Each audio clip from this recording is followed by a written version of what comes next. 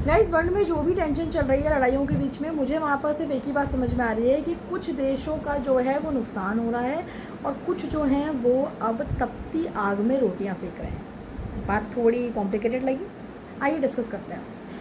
फ़ायदा नंबर एक, अमेरिका को सबसे ज़्यादा फ़ायदा हो रहा है। अमेरिका पूरे वर्ल्ड में अपनी ताकत दिखा रहा है, अपनी पावर दिखा रहा है, इजराइल को सपोर्ट कर रहा है, लेकिन साथ साथ इजराइल के साथ में उसके जो रिलेशंस हैं वो तो अच्छे हो ही रहे हैं, स्ट्रॉन्ग, बल्कि एक ग्लोबल लेवल पर अमेरिका की पावर जो पहले भी बढ़ी हुई थी अब और बढ़ रही है। वो कहीं से कहीं तक कह सकते हैं कि एक सुप्रीमेसी दिखाने की कोशिश कर रहा है कि हम सबसे ज़्यादा सुप्रीम हैं।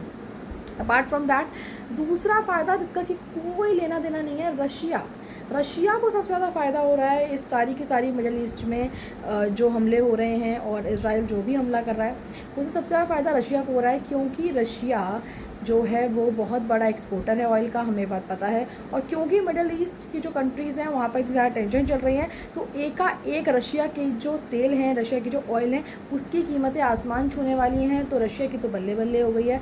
अब नुकसान यहाँ पर ईरान का हुआ है, यूएई का हुआ है, इजराइल का भी हो रहा है ऑब्वियसली, क्योंकि दोनों साइड से लड़ाइयाँ चालू हैं। बट ये देखिए कि साथ में रोटियाँ कौन सेक रहा है।